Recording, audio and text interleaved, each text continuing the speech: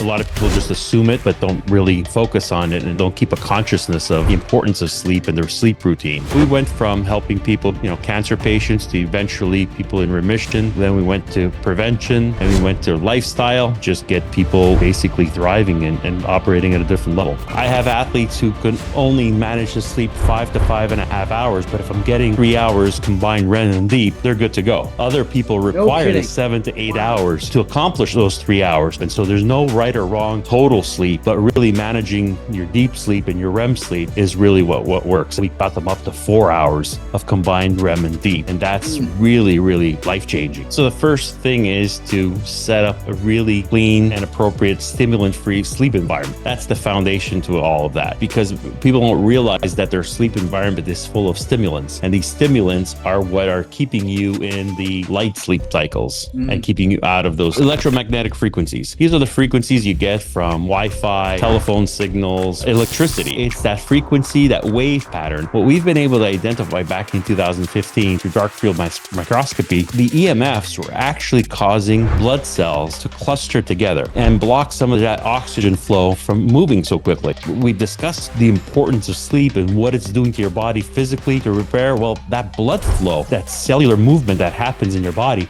that's a vital part of recovery. So when we saw that this was all clustering, we started to implement the quartz stone technology in our actual latex foam. So we're the only ones to do this, but this informed quartz, what it does, it has a... Well, anybody, let me tell you a little bit about Jack. There's a lot here, and he's a professional sleep coach. So he works with a lot of athletes, professional athletes, and athletes of all ranges. And he grew up in Canada, lives in Miami now, and still plays hockey a couple times a week. He used to play 5. I think he's getting back to 5. And anyway, I want to cover some of the stuff that and this will take me a second because I want to read it, but I want to get through it all as well. So for all of you, this to me is one of the coolest, most detailed analysis of how to get good sleep and what good sleep does for you, and when you don't have good sleep and what that also causes, right? So here is just a basic list, and maybe there's more things you'll cover. So here we go. From 1 to 15 here. We're going to break down the 4 sleep stages and the importance of each one. The quickest and easiest ways to increase REM deep sleep. Next, easy hacks for utilizing your bedtime routine, ritualizing your bedtime routine. Next, breaking down the data Jack has found from working with professional athletes on sleep and its implications on sleep. Next one is the relationship between EMFs and sleep and why it matters. Mouth taping. Hello. What it is, how it works, and who should try it. Next one is how sleep is the foundation for all health. By the way, all caps, and I'm excited to hear that. Organic versus non-organic mattresses. This is a topic I don't think I've ever really covered, and this is going to be really cool. And the difference, who needs an organic mattress? Why and why not? Technology and sleep recommendations for how to stay off tech close to bedtime. People now, I wonder how many people who are looking in are violating that very important rule. How to create a productive sleep environment for maximum mental and physical recovery. So good, Jack. Sleep and injuries. How deep sleep is the foundation for all your wellness. Sleep's immense effect on mental performance, physical performance, and also emotional performance. Last but not least here, and there's more on another page. Science-backed benefits of creating a consistent sleep routine, plus easy steps to creating one. And pattern recognition for the brain's effect on deep sleep. And there's also something that we're going to talk about called sleep divorce, which it's great that a professional like you who does this for a living and who's trying to help people to perform on a physical, mental, and emotional level, and this is kind of an interesting topic, I think, and if I think I know what it is, and I think I do, and why a lot of people are kind of afraid to do it because of whatever reasons, they have their own reasons, but the importance of it. So without further ado, Jack, I would just like you, if you just want to kind of riff, I don't know if you want to cover these in that order or just kind of do your thing. And first of all, talk about, yourself and how you became a professional sleep coach and why that was important to you, and the impact it had maybe on you personally, and how you got started with it, and also maybe how you got to work with all these incredible athletes in the process. So it's all Yeah, yours. pretty cool. All right. Thanks, Tony. Enough. Well, thank you for having me on here. It's really awesome to connect and spread the word and try to get awareness about sleep. And as we were talking before we kind of went live streaming, a lot of people just assume it, but don't really focus on it, and are not, don't keep a consciousness of the importance of sleep and their sleep routine. My background, I mean, this going back for me 23 years, I guess. Um, had basically some health issues in the family. I had two people in the family who were undergoing cancer therapy treatments, and started to become aware of our living environment, indoor environment. And from the start, we were really seeing how they develop an intolerance to chemicals in the air, chemicals in the bedroom, and a lot of it coming from the mattresses. So kind of my story started with a journey of just trying to clean up the house and clean up the bedroom environment, and realizing that there were missing something specifically missing was something that was pressure relieving, posture supporting, comfortable, that would basically be chemical free. The leading products were memory foams, but they basically cause respiratory issues, rashes, hives. Anything to somebody who's hypersensitive to their environment was overreacting to being in the presence of those chemicals. So my journey starting in just trying to develop a product that was organic, that wouldn't cause these bodies or overreaction, and allow somebody to get a good night's sleep for recovery, or for at least the tolerance of the harsh treatments that they were undergoing. I mean, fast track from, I eventually founded the company Essentia, where we were the first and still are the only ones to make a pressure redistributing organic foam, and we use this to make mattresses and pillows. But my journey was really just beginning then, because I was continuing to learn about recovery, about the body, about the importance of sleep, REM sleep, deep sleep, and everything that's going on in there, from thermoregulation and everything we need to thrive. By 2009, I patented some cores that really were able to address thermoregulation, eliminate all of the toxins that were coming out of the main pollutant in a room, which was a mattress. And by 2011 is when we got discovered by a lot of pro athletes, a lot of trainers. So that was my beginning in performance sleep, I'd say. We started working with pro athletes. They came to us specifically to improve their recovery. So we went from helping people from, cancer patients to eventually people in remission. Then we went to prevention, and we went to lifestyle. And then finally, our journey began with performance sleep in 2011, 2012.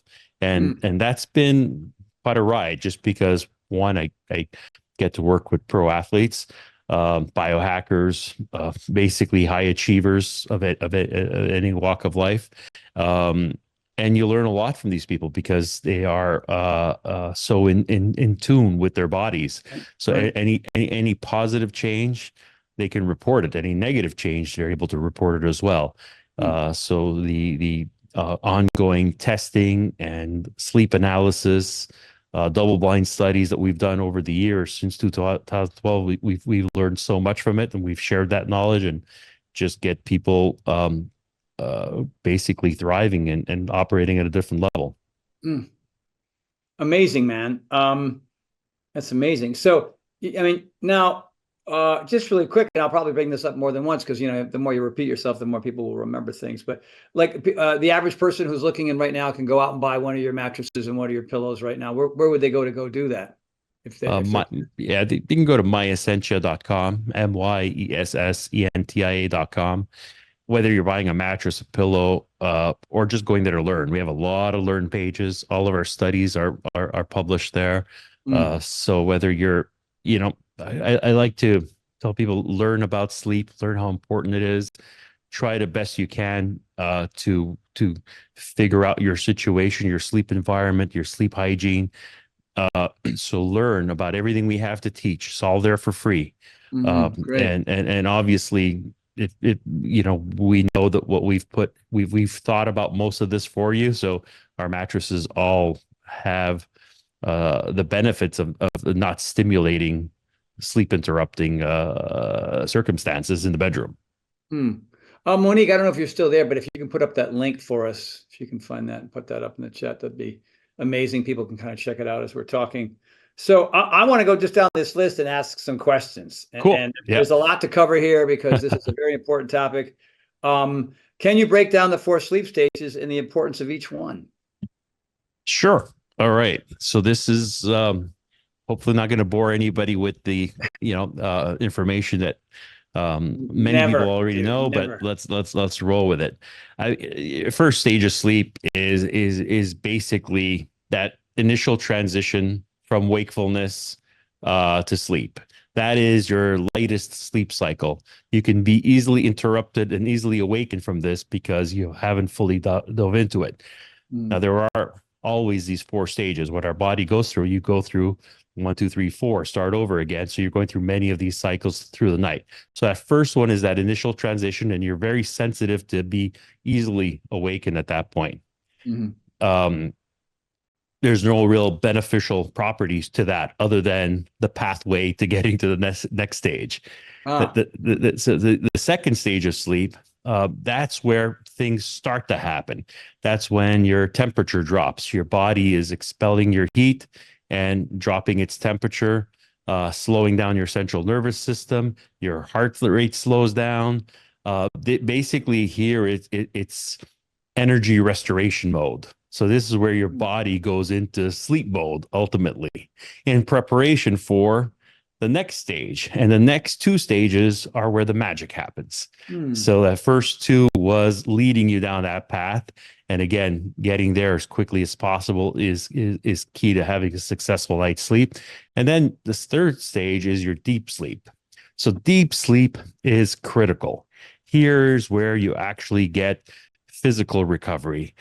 Here's where you get immune strengthening. Here's where your growth hormones are released. So a lot of the physical repair that your body needs happens in your deep sleep cycle. And when I'm talking to athletes, I'm always telling them, if they want to recover fast from their training, whether you're marathon runner, triathlete, hockey player, they all train and you do yourself. So that stage 3, that deep sleep, is when all that recovery is happening.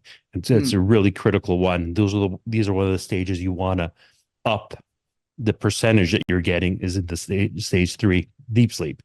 And finally, then you have the REM sleep. And everyone. Can I interrupt you 1 second? Sure. So absolutely. on the deep sleep, what is there an ideal time frame, minutes, hours that you should be in that, or is everybody different based on sex or age or whatever? So this is where we kind of become a lot the same. So you'll hear people talking about you should sleep 7 to 9 hours, 8 hours. That is just a generalization.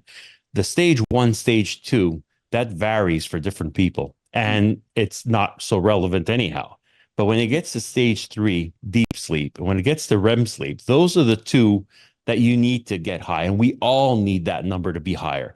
So generally speaking, you'd want to hit about an hour and a half of deep sleep and an hour and a half of REM sleep. Those are the 2, pretty much 50-50. If you're hitting about 3 hours combined, you're getting a good night's sleep. Now, every time we up that number, if I can actually get you to 4 hours of combined deep sleep and REM sleep, then miracles are really happening. In as far as recovery, as far as your immune strength, all that is happening in those 2.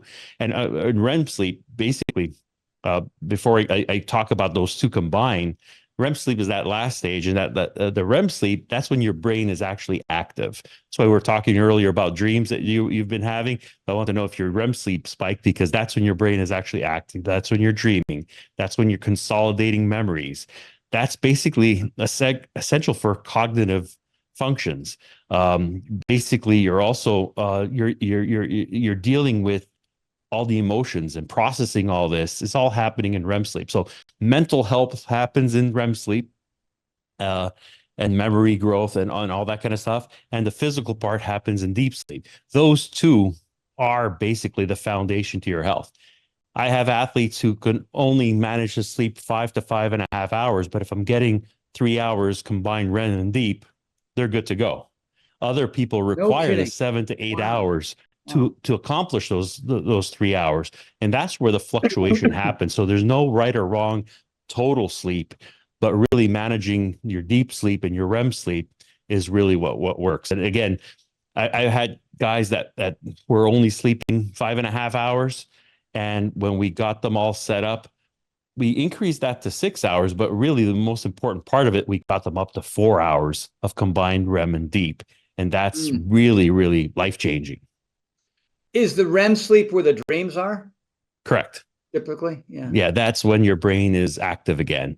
And that's kind of the last stage. And then it starts up again into your light sleep cycles, stage 2 light cycle, and then back into the deep sleep cycles. So you're constantly looping that. And what we've been working on for the last, I guess, 10 years has really been, how do we shorten stage 1, stage 2 to kind of go really through it really quickly, so you can get back to stage 3 and stage 4, so that we can get most out of those 2 stages as possible within those 6 to 8 hours that people are kind of horizontal in bed. It's funny. I think I've been very lucky. I mean, my wife will just sit there and look over at me. She'll count to see when I fall asleep. And it's usually a 13 to 17 count. Like I head at the pillow. When she gets to 13, gosh, I'm done. There's something I'm a fan of sleep. I get in bed like a little kid, like it's Christmas, you know what I mean? I get on my left side, I curl in a little ball, little fetal position. I'm done, man. And then she's just staring at me like, you son of a gun. And she has a really tough time sleeping. Shauna is, she takes all these crazy different sort of organic med this and gummies that and some kind of like a NyQuil thing that her nutritionist got her on. I don't know, but she's unfortunately having her singing lesson, but she's so dying to see this later. So I'm sure there'll be some stuff that you'll have for her that'll maybe help her a little bit.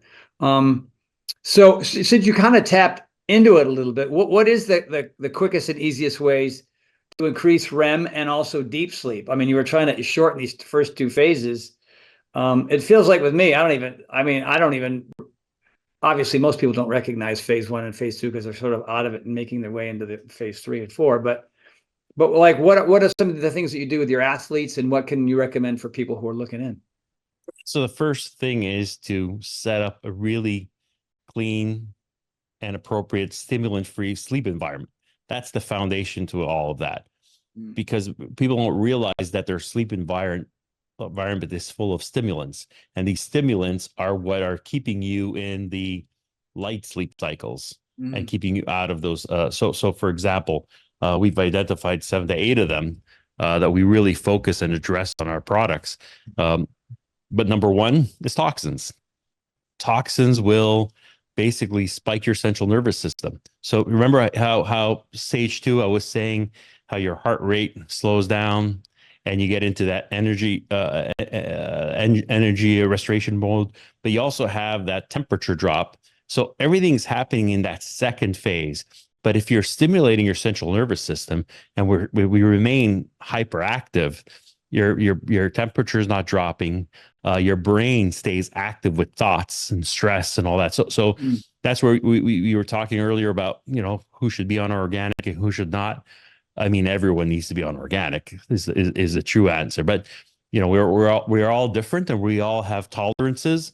But I'm sure no matter where you are, no matter how your tolerances are, why would you be against thriving even more and being at the next level, right? There's no reason to hold back. Right. But basically, so the number one stimulant is toxins. And then the second one is actually heat as a stimulant. So what we try to do is create an environment where we're fast tracking the stage 1 and 2, specifically the stage 2. And how we do that is allowing the body to process its proper thermal regulation. So you should be sleeping in a cooler room, Right. but that alone doesn't do it, because what we've been able to identify through all of our testing, that it's a dynamic process. So whatever your body temperature is at when you lay down on the bed, it has to be slowly dropping through those 6 to 8 hours or 7 to 9 hours. Because if your temperature is constantly dropping at a slow pace, your central nervous system is slowing down and your body is regulating itself to be sleeping. As your body is heating up, your body identifies this as time to wake up. It's all kind of revolves around the natural temperatures of the planet. High noon, it's hot. Midnight, it's cold. And our body recognizes this. And as temperatures go up, it triggers the mind to say, hey, it's time to wake up. As it's cooling down, and the more it's in that direction, it's slowing everything down as it's time to sleep. So that's one of the things is again, not just having a cooling pad or cooling mattress or cold room.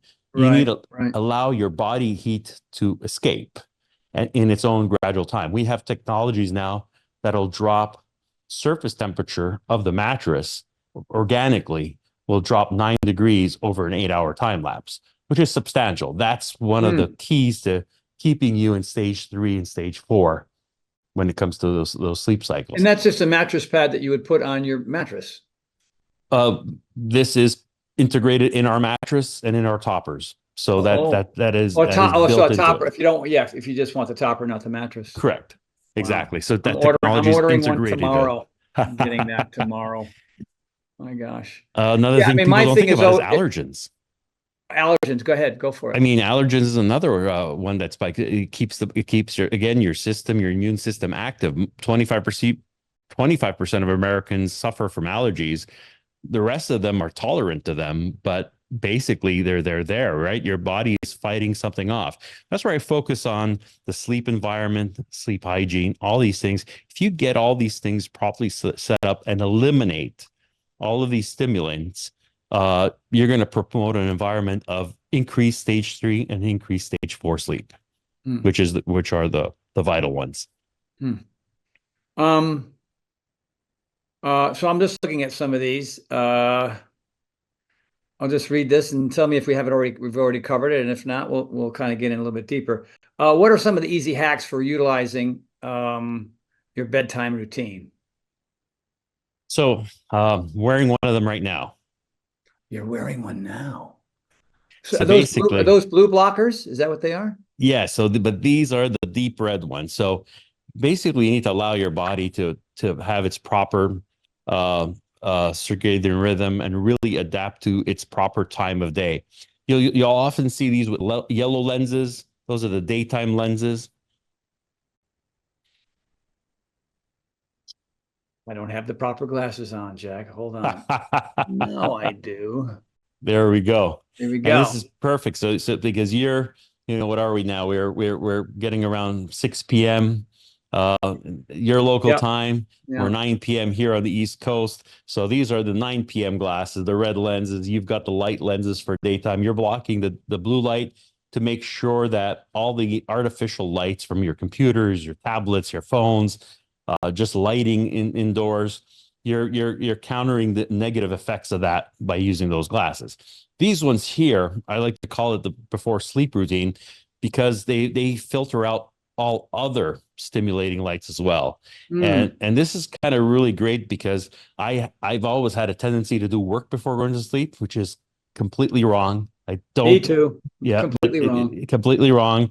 And basically, with these glasses, I'll look at my phone, my tablet.